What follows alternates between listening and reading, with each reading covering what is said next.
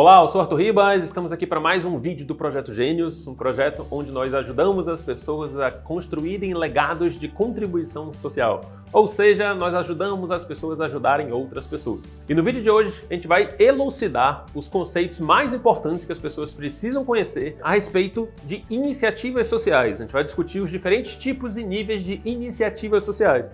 Então, todo mundo que quer fazer algum tipo de projeto, algum tipo de trabalho voluntário, social que seja, precisa entender esses conceitos para poder direcionar suas atividades para aquilo que mais tem a ver com a causa dela, com os objetivos dela. Isso é uma confusão na cabeça de muitas pessoas, né? Existe muita gente que quer fazer alguma coisa, quer ter algum tipo de projeto, mas não sabe nem por onde começar. Eu tenho que abrir uma ONG, eu tenho que abrir uma empresa, eu tenho que fazer um projeto escrito, enfim, que tipo de ação, que tipo de conduta eu preciso ter para dar os meus primeiros passos em prol da minha causa, no meu projeto. Então, o objetivo desse vídeo é te elucidar isso, tá? E um dos primeiros conceitos que eu quero trazer aqui é um conceito do mundo do empreendedorismo, que é o conceito de posicionamento, que é o modo como você é visto na cabeça do seu potencial público-alvo. Dependendo do modo como você organiza as ações na sua instituição, na sua organização ou nos seus projetos, você pode ser visto na cabeça do seu potencial público-alvo como uma bengala, ou seja, alguém ao qual ele precisa de você para poder andar, para poder se locomover,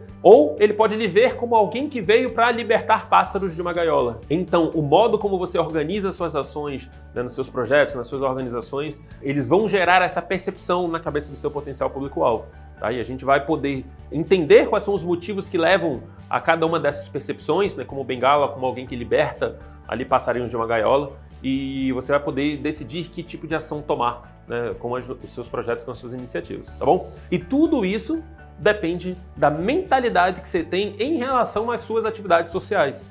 Tá? Você pode ter uma mentalidade mais de bondade ou uma mentalidade mais de solidariedade. Existe uma diferença entre essas duas formas de enxergar a sua ajuda, o seu trabalho social. E essas nuances entre eles é que a gente vai começar a discutir agora. A ajuda bondosa, quando eu tenho uma mentalidade mais para o lado da bondade, o meu tipo de ajuda é um tipo de ajuda mais emocional, é um tipo de ajuda mais com o coração, Você faz para o próximo, O teu tipo de ajuda é de você para o próximo. Então, o grande beneficiado nessa história aqui, nessa troca, acaba sendo o próprio doador. O fato de você doar, de você fazer, de você levar uma resolução, uma solução para determinado tipo de demanda imediata, você vai ser o grande beneficiado por isso. Há uma descarga, uma ativação dos centros da recompensa no seu cérebro, há uma liberação de neurotransmissores e você se sente bem imediatamente. Então, se alguém está com fome e você chega com um prato de comida para essa pessoa, você começa a se sentir bem imediatamente. A ajuda bondosa é uma ajuda geralmente mais pontual, geralmente mais assistencial e geralmente ali de curto prazo, tá? Então, se existe um público-alvo que tem determinada demanda imediata, é comida, é frio, é abandono, e você chega e leva um prato de comida, você chega e leva um agasalho, você chega e leva um acalento ali, um apoio psicológico, um apoio, uma conversa, enfim. Você está praticando ações bondosas, E geralmente o ato de ajudar ao outro a resolver demandas imediatas gera em você um efeito, um benefício, uma satisfação pessoal imediata. Tanto que isso é um dos grandes motivos que leva a pessoa a doar. Fizeram um estudo aqui no Brasil com pessoas que doavam recursos financeiros e perguntaram quais eram os motivos que levavam as pessoas a doarem.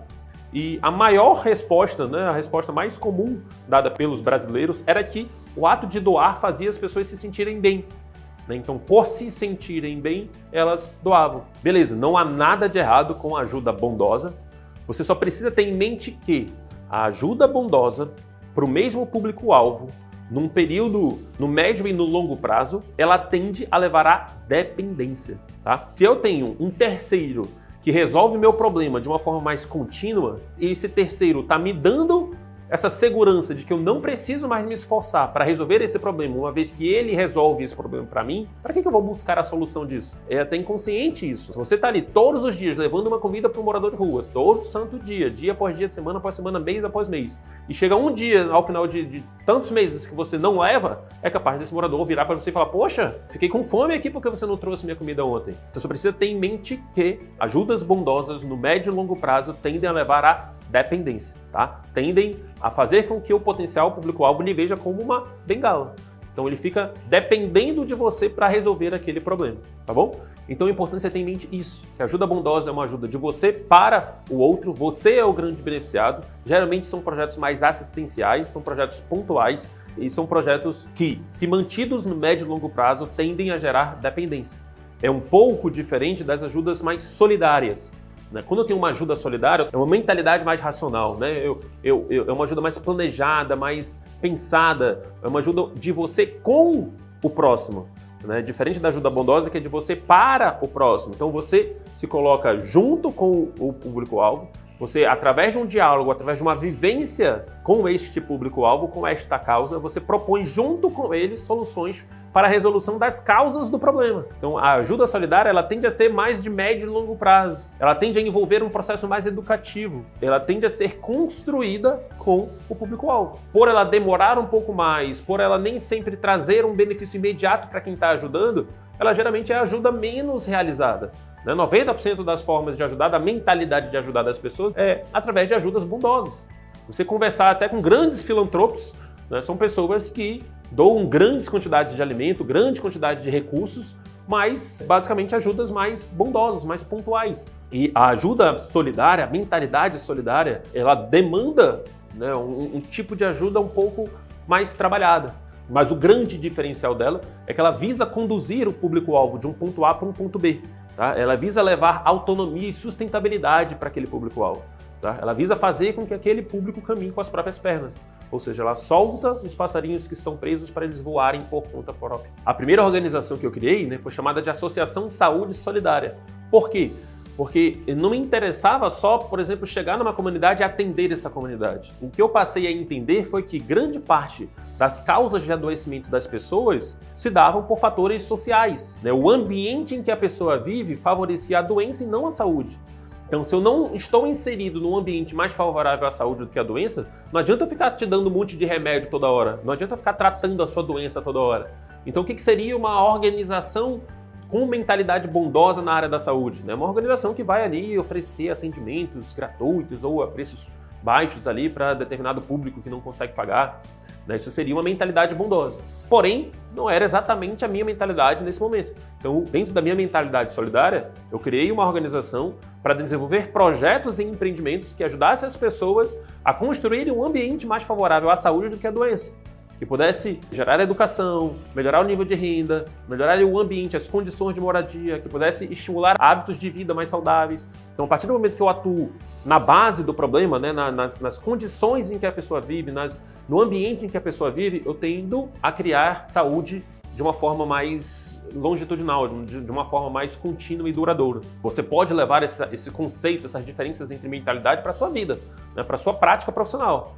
Eu, por exemplo, na minha clínica particular, eu levei esse conceito de solidariedade. Seria muito mais prático para mim, né? Eu trabalhava com emagrecimento, a pessoa chegar para mim e em meia hora, olha, tá aqui o remédio, passa aqui com o nutricionista, ela vai te orientar a alimentação, volta daqui a um mês. Minha consulta demoraria 1/3 do que ela demorava. Minha consulta demorava 1h30. Por quê? Porque eu entendia que as pessoas precisavam entender todos os conceitos que fizeram ela adoecer. Então eu passava ali grande parte do tempo explicando sobre alimentação, sobre hábitos saudáveis, explicando para ela formas dela construir saúde por ela própria, para que ela não dependesse de mim para ter saúde. Então grande parte dos meus pacientes, eles eram incentivados em hábitos, em um estilo de vida que fosse favorável à saúde, não à doença. E, logicamente eu tinha uma quantidade de pacientes menor que eu conseguia atender por dia, porém, eu fazia algo mais dentro daquilo que de fato eu acredito. Eu basicamente não acredito que você simplesmente passar um remédio e depois mandar a pessoa para o mesmo ambiente, para a mesma condição social que a fez adoecer, eu acho que isso é totalmente inefetivo. Então, se não for trabalhado o ambiente, seja as condições de vida, seja o estilo de vida que a pessoa vive, a gente não consegue construir saúde. E isso eu tenho muito forte comigo. Por quê? Por causa de uma mentalidade solidária. Por quê? Porque eu não quero ser visto na cabeça do meu cliente como uma bengala. Eu quero ser visto na cabeça dele como alguém que libertou esse cliente para que ele possa voar, né, com as próprias asas, né, andar com as próprias pernas. Os conceitos aqui eles vão se entremeando. Né? Posicionamento, a mentalidade de bondade, a mentalidade de solidariedade, você pode levar isso, seja para a sua prática profissional, né, se você é um profissional liberal, seja para suas empresas, para seus projetos sociais, para a sua vida, tá bom? E aí, onde que eu vou utilizar isso? né, desenvolvido sabendo dessa diferença entre mentalidade de solidariedade, mentalidade de bondade e sabendo desse conceito de posicionamento, onde que eu vou utilizar isso? Então a gente chega no momento onde é importante a gente diferenciar os vários tipos de iniciativas sociais. Eu tenho ação social, eu tenho projeto social, eu tenho empreendimento social, eu tenho cooperativas, eu tenho ONGs, enfim. Tem vários tipos de iniciativas sociais e cada tipo tem um nível de impacto diferente e é importante a gente discutir cada um deles para que você tenha maior clareza sobre que tipo de iniciativa mais combina com a sua causa, com os seus objetivos, tá bom? Então, eu queria começar com a ação social. É muito comum, né, as pessoas serem convidadas para ações sociais, principalmente em momentos de épocas onde existem eventos, né, tipo Dia das Crianças, festa junina, Natal, enfim, onde as pessoas vão, através de um ato, de um evento, proporcionar atuar em determinada causa social. Beleza? A ação social é um ato em prol de uma causa social, geralmente pontual, geralmente com nível de impacto pequeno. Tá? Geralmente com uma mentalidade mais bondosa e geralmente em momentos especiais. Tá? Agora, quando eu tenho um conjunto de ações estruturadas com um objetivo específico, com uma metodologia por trás, com uma justificativa plausível, eu tenho um projeto. Né? Um projeto é um conjunto de passos estruturados visando um objetivo específico. Conduzir determinado público ou determinada situação a uma nova situação, a uma nova realidade. Quando o objetivo desse projeto é melhorar determinada causa social, eu tenho um projeto social. Então, um conjunto de atos estruturados voltados para atuar em determinada causa social, eu tenho um projeto social. O que é o Projeto Gênios? O projeto que surgiu a partir de uma percepção minha de que as pessoas não são estimuladas para desenvolver, para alcançar o máximo do seu potencial e para usar isso para desenvolver grandes projetos de vida. Então as pessoas são estimuladas a outras coisas que nem sempre fazem com que elas alcancem felicidade, sentimento de propósito, de realização. Então, se eu começo a estruturar um conteúdo para ajudar essas pessoas a alcançarem esse objetivo, eu posso montar ali um exército de pessoas engajadas e voltadas ali para causar transformação na sociedade. Então, essa é a justificativa do Projeto Gênios, esse é o objetivo do Projeto Gênios, e eu realizarei essas atividades a partir do compartilhamento de conteúdos e de experiências que sejam importantes, que tenham a ver com a temática do projeto. Então, eu tenho uma metodologia, eu tenho uma justificativa, eu tenho um objetivo, então eu tenho um projeto bem definido daquilo que eu quero alcançar, daquilo que eu quero transformar. E eu queria trazer aqui as diferenças entre os tipos de projetos sociais. Tá? Eu tenho projetos sociais mais assistenciais, eu tenho projetos sociais de desenvolvimento. Então, aquela discussão entre mentalidade bondosa e solidária, ela é de suma importância para a gente entender esses diferentes tipos de projetos. Então, um projeto assistencial geralmente está envolvido em uma mentalidade mais bondosa. Geralmente são projetos que visam resolver, atender demandas ou necessidades ali básicas, né, do ser humano. Então, comida, segurança, apoio, estabilidade familiar, uma base de apoio emocional, enfim.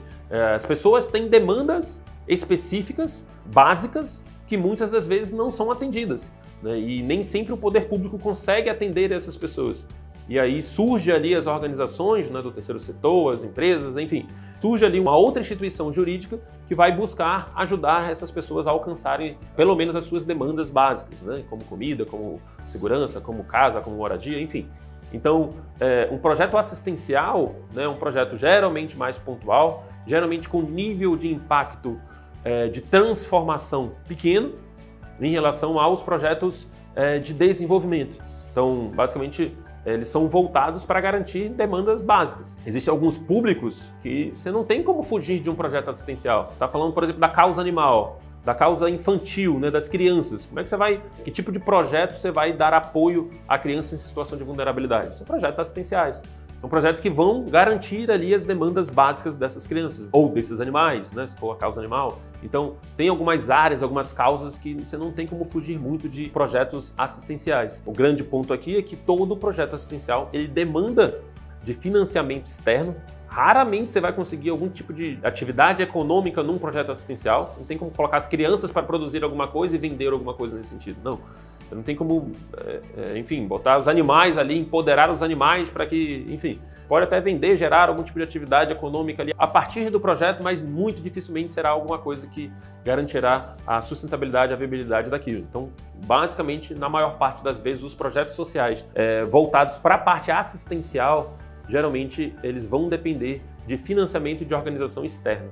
tá? E olhando do ponto de vista do público-alvo, eu tenho um terceiro que resolve, que traz uma solução para o meu problema. É totalmente diferente dos projetos de desenvolvimento.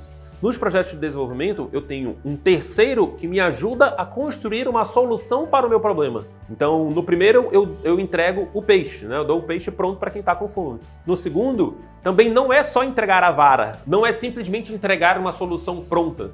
Né? É importante nos projetos de desenvolvimento, para que haja uma sustentabilidade desse projeto, né? Para que haja uma adesão desse projeto pelo seu público-alvo, que as soluções sejam construídas com o público-alvo. Por quê? Vou dar esse exemplo aqui dessa questão do peixe e da vara. Digamos que você chega numa comunidade, você vê que essa comunidade está ali com dificuldades de pegar o peixe, de se alimentar, enfim, uma comunidade rural, ribeirinha. E aí você chega na melhor das boas intenções e fala, olha, consegui aqui uma doação de 100 varas de pesca para vocês pescarem. E aí, se você simplesmente traz a solução pronta, sem nem dialogar, sem nem vivenciar o que a comunidade vivencia, para poder bolar soluções em conjunto, você corre o risco da comunidade simplesmente aceitar naquele momento, né? A comunidade nunca vai dizer, o seu público-alvo nunca, raramente acontece de um público-alvo negar uma ajuda, mas existe uma grande possibilidade de depois de 1 mês, 2 meses, ou na primeira dificuldade que aquele público-alvo encontrar com a sua solução, ele deixar aquilo de lado e voltar para aquilo antigo, para aquilo que ele já sabe. Então vai que nessa comunidade onde você queria ajudar levando uma vara, as pessoas só pescam com rede. E vai que se simplesmente, em vez de você levar uma vara pronta, você falasse com eles que, olha, vocês já pensaram em escolher um representante para ir numa organização, seja governamental ou não, que financia alguns equipamentos, e aí vocês compram um equipamento que ajude ali, por exemplo, a produzir redes, e aí vocês produzem redes para toda a comunidade, e a partir disso vocês começam a pegar mais peixes e começam a vender, seja os peixes, seja as redes para outras comunidades. Vocês já pensaram em fazer isso e o quanto que isso ajudaria, impactaria não só a questão da fome, mas a questão do desenvolvimento da comunidade? Então você percebe que é uma visão totalmente diferente. As pessoas tendem a achar que simplesmente por elas levarem ali a vara, né, as pessoas, elas já estão solucionando. Mas não, todo projeto de desenvolvimento é um processo que geralmente envolve um diagnóstico antes, e esse diagnóstico ele acontece a partir de uma vivência, de um diálogo. Ele não pode ser imposto, ele não pode ser algo que você traz de fora e já leva a solução para aquilo. Então você vivencia a comunidade, você estuda a comunidade, você bola soluções junto com a comunidade e a partir dali você vai traçar as suas soluções. Você vai desenvolver as ações necessárias para alcançar os resultados que vocês querem alcançar. Então, os projetos de desenvolvimento, eles envolvem tanto essa parte de diagnóstico, eles envolvem o processo de educação, processo de organização do seu público-alvo, para que então você tenha uma solução mais sustentável para determinado tipo de problema. Então, ele é um pouco mais trabalhoso. Você só consegue desenvolver se você tiver aquela mentalidade solidária, né? Aquela mentalidade voltada para a causa do problema, não simplesmente para remediar o problema. Geralmente, ela traz muito mais impacto, né? Ela conduz para um estado de sustentabilidade, de autonomia. E aí tem um estilo de projeto que é um projeto intermediário, que eu chamo de projeto informativo, que ele não é nem assistencial e nem de desenvolvimento, que são projetos de informação pontuais. Então, se você chega numa comunidade e você faz um curso de pesca com vara, você está trazendo, né, uma possível solução, você está ensinando uma possível solução, porém é algo um pouco mais pontual, né? É um processo educativo pontual, que não garante que a comunidade vai se transformar a partir daquele curso, porém também não é simplesmente uma entrega de uma comida para atender uma demanda pontual. Se eu dou um conjunto de palestras de prevenção de drogas, por exemplo, é um nível, né, de impacto, pode gerar um nível de transformação maior do que os projetos assistenciais, porém, para que eles sejam de fato considerados projetos de desenvolvimento, teria que estar atrelado a um processo de diagnóstico prévio da comunidade, construção da solução junto com a comunidade, processo de avaliação e monitorização de resultados. Então não é simplesmente cheguei numa comunidade, dei uma palestra, pronto, nunca mais volto lá. Então o ideal era que os projetos informativos caminhem para projetos de desenvolvimento. Então, você começa com uma informação, com uma palestra, com um curso pontual, avalia ali a resposta da comunidade, ou da escola, ou da instituição que você está trabalhando, e a partir dali você busca soluções mais de desenvolvimento, tá? Busca construir soluções de desenvolvimento, para que se você está pensando em, de fato, causar impacto, né, nesse público. Então, beleza, a partir do momento que eu já sei o que é um projeto social, o que é uma ação social, eu preciso entender de que modo eu vou utilizar isso. A partir de que instituição jurídica eu vou utilizar isso? Eu posso, como pessoa física, fazer um projeto? Posso. Mas existem formas de você se organizar juridicamente para você desenvolver os seus projetos e assim alcançar mais viabilidade, sustentabilidade e impacto das suas ações. Que forma eu posso me organizar juridicamente, né? Pensando em desenvolver projetos ou ações sociais de impacto na sociedade? Eu vou dividir aqui basicamente, para ficar didático, em duas formas, tá? Eu tenho os empreendimentos sociais e eu tenho as organizações sociais, as ONGs, né, as organizações não governamentais. Qual é a grande diferença entre um empreendimento social e uma organização não governamental? A questão do lucro. E hoje em dia isso para mim está muito bem resolvido, muito claro na minha cabeça. Antes eu achava que eram coisas que, enfim, era impossível falar de lucro e falar de trabalho social. Hoje em dia eu já penso totalmente diferente. Eu já vejo que a única forma de você ter sustentabilidade, viabilidade e impacto de médio e longo prazo é através de empreendimentos sociais, de você conseguir desenvolver a sua organização num nível até se tornar um empreendimento social. Por quê? O que é um empreendimento? Toda empresa, por si só, né, ela só existe se gerar lucro, se houver um excedente entre despesas e receitas. Então, esse excedente entre despesas e receitas que vai garantir a viabilidade, a sustentabilidade da empresa. E toda empresa, para ela gerar lucro, geralmente ela atua ou na resolução de determinado tipo de problema, ou ajuda determinado público a alcançar determinado tipo de sonho. Então, as empresas que a gente tem por aí, no geral, elas vão para esses dois lados. Se eu tenho uma atuação em problemas de cunho social, né, eu tenho um empreendimento social. Ou seja, se a minha empresa resolve um problema que ajuda determinadas comunidades, determinado público-alvo a resolverem seus problemas de cunho social, né, os problemas mais básicos ali da vida, eu tenho um empreendimento social. Então, por exemplo, se eu monto uma empresa, uma clínica popular para atender comunidades ribeirinhas, né, levo ali atendimento de qualidade, exames, medicações, enfim, se eu consigo montar um sistema onde eu consigo ser resolutivo para a população ribeirinha, cobrando ali preços mais acessíveis, eu consigo fazer um modelo de negócio que por volume eu consigo sustentar esse meu negócio, eu consigo girar e ampliar minha rede de atendimentos basicamente a partir da minha atividade econômica. Eu tenho um empreendimento social. Se eu chego numa comunidade e eu vejo que tem muito problema com lixo e eu consigo montar um modelo de negócio onde eu trabalho com reciclagem ou com coleta seletiva, enfim, e eu consigo gerar um excedente, né, um lucro em cima dessa atividade econômica, eu tenho um empreendimento social na área ambiental. Se eu abro ali uma empresa, uma pessoa jurídica para resolver determinado tipo de problema social e eu consigo gerar lucro em cima disso, eu tenho um empreendimento social, tá? Essa é a grande diferença. E eu posso dividir esse lucro, esse excedente, entre os donos do negócio. Se eu abrir com outras 5 pessoas, eu posso pegar esse excedente, esse lucro e dividir entre essas 5 pessoas, tá? No empreendimento social isso é possível. Nas organizações não governamentais isso não é possível. O que caracteriza uma organização não governamental é o fato delas atuarem em causas, em problemas de cunho social, que o governo ou que o segundo setor ali, que as empresas não atuam, de uma forma onde eu não gero, não viso lucro. Eu posso até ter uma atividade econômica na minha ONG, na minha organização, porém eu não posso repartir o excedente decorrente de despesas e receitas entre os sócios, tá? Entre os associados, entre os fundadores ali da organização. Esse é o maior das diferenças entre os dois. E não existe, né, a instituição jurídica ONG. Né? Eu não posso chegar num cartório e falar, olha, eu quero abrir uma ONG. Não, você vai abrir uma associação ou uma fundação. Qual é a diferença entre eles? Se eu tenho um conjunto de pessoas que estão lutando em prol de um objetivo em comum, né, visando resolver determinado problema que atinge a todos esses associados, eu tenho uma associação. Se eu tenho uma instituição, um patrimônio, que a partir deste patrimônio eu exerço ações de benefício para determinada comunidade, determinada sociedade, determinado público-alvo, eu tenho uma fundação. Então, a grande diferença entre associação e fundação é que o objeto de atuação da associação decorre da atividade dos próprios associados, né, das pessoas que se juntam. E na fundação, isso ocorre a partir do patrimônio. Então, geralmente eu, por exemplo, estudei na Fundação Nokia de Ensino, que foi uma fundação, uma instituição de ensino, né, uma escola bancada, patrocinada ali pela Nokia, né, na época, a empresa Nokia.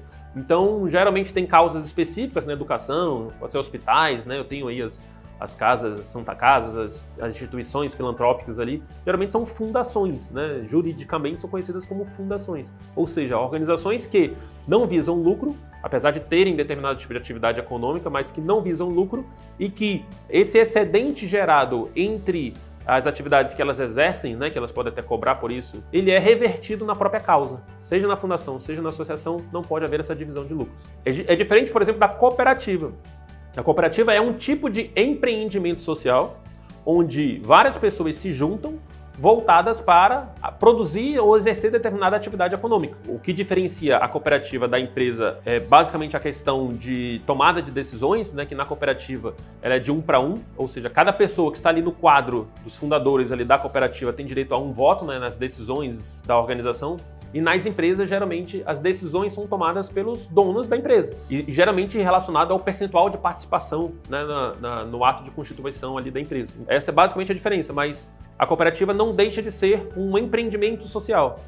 Só que ela não é uma empresa porque as decisões são tomadas mais democraticamente, digamos assim. Porém, essa é a grande diferença, tá? Então, para resumir, eu tenho empreendimento social ou organização não governamental. Dentro dos empreendimentos eu posso ter empresas mesmo ou posso ter cooperativas. Dentro das organizações não governamentais eu posso ter associação ou fundações. Se for um conjunto de pessoas que se associou buscando desenvolver determinado tipo de projeto, eu tenho uma associação. Se foi construído um patrimônio para que a partir desse patrimônio se exerça determinado tipo de atividade, eu tenho uma fundação. Se eu abri uma pessoa jurídica para resolver determinado tipo de problema social e eu faço isso a partir de uma atividade econômica em que eu gero lucro, né, um excedente, e eu posso repartir e eu reparto isso entre os donos, né, do negócio, eu tenho uma empresa. E se eu me associo com um conjunto de pessoas e nós decidimos juntos exercer determinado tipo de atividade econômica e nós repartimos igualmente ali o resultado do lucro, nós tomamos decisões de forma compartilhada, eu tenho uma cooperativa. Então, digamos que você está numa comunidade, uma pessoa só, uma famíliazinha só numa comunidade não consegue comprar um trator gigantesco. Agora, se eu junto, né, essas pessoas, se eu associo, se eu organizo, se eu trabalho nessa comunidade para que elas formem uma cooperativa e juntos financiem um trator e esse trator possa ser utilizado para todo mundo, né, eu tenho um enorme benefício disso, né?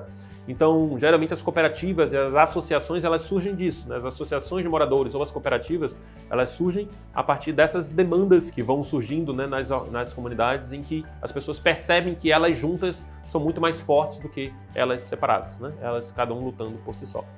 Entendendo isso, qual modelo eu escolho, né? Qual organização eu escolho, qual tipo de projeto eu vou desenvolver. Então eu sei que neste momento agora você pode estar um pouco confuso, né?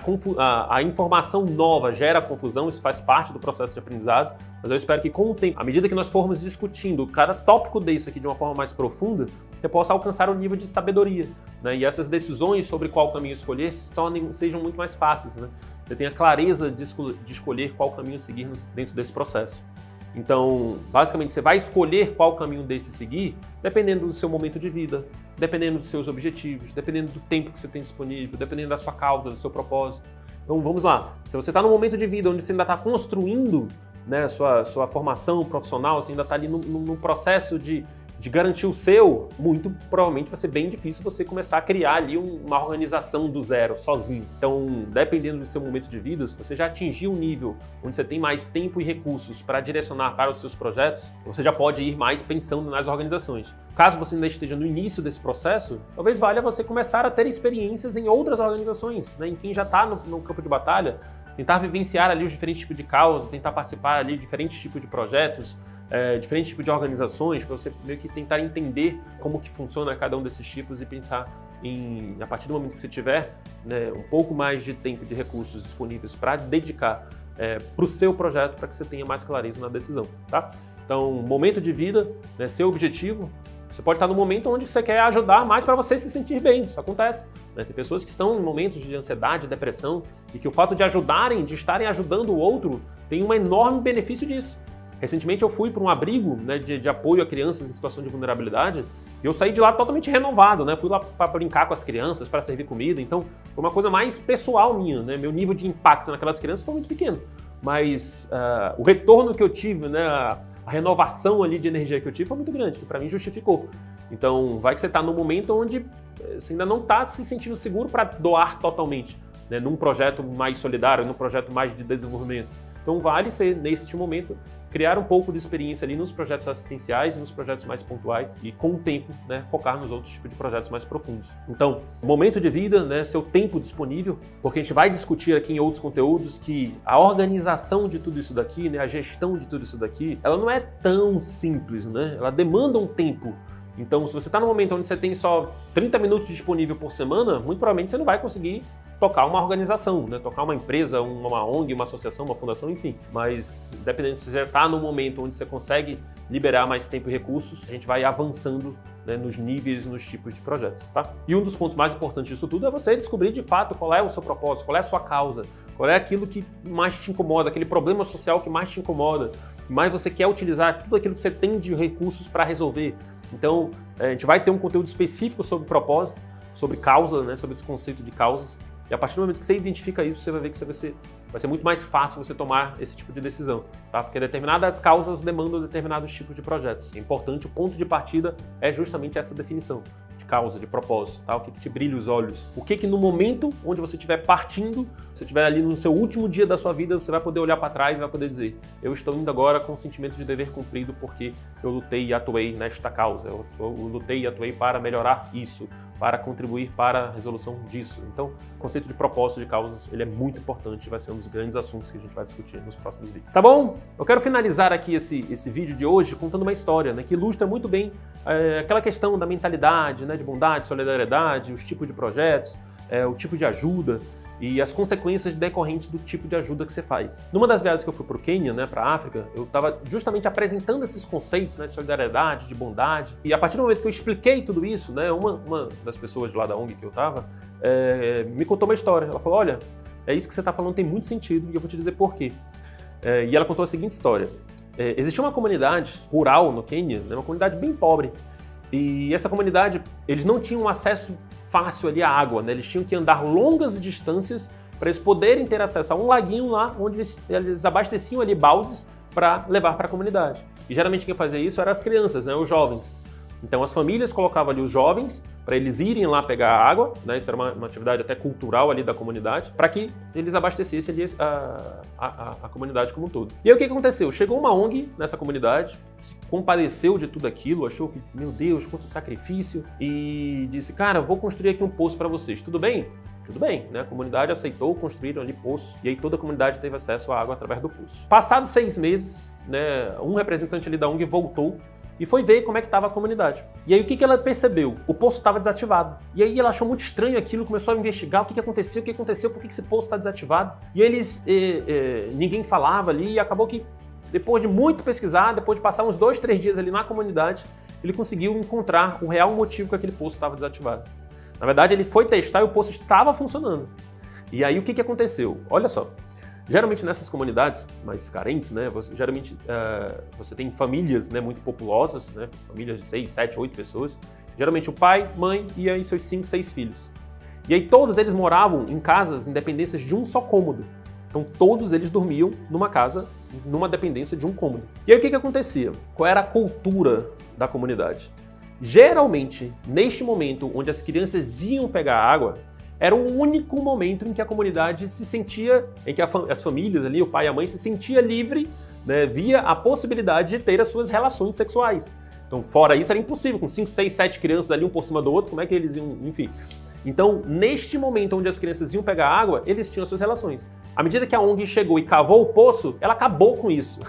As famílias não conseguiam mais ter as suas relações, acabou gerando ali todo um conjunto de confusões, acabaram que desativaram lá o poço e as crianças voltaram a pegar água em longas distâncias, eles puderam, enfim, voltar a ter as suas relações. Não estou aqui para julgar o que é certo, o que é errado, eu sei que a partir do momento que você chega com soluções prontas, né, na melhor das intenções, para resolver determinados tipos de problemas num público onde você não vivenciou aquela experiência, existe uma grande possibilidade de acontecer algo como aconteceu nesta comunidade. Então, todas as soluções elas devem ser traçadas a partir de uma vivência, de um envolvimento do seu público-alvo, tá? Para que, de fato, as soluções sejam bem mais sustentáveis. Tá bom? Então, me despeço de vocês por aqui. Nós nos encontramos nos próximos vídeos. Tem muita coisa boa, tem muito assunto ainda para a gente discutir de uma forma um pouco mais profunda cada um desses tópicos que nós demos início aqui hoje, tá bom? Grande abraço e até o próximo vídeo.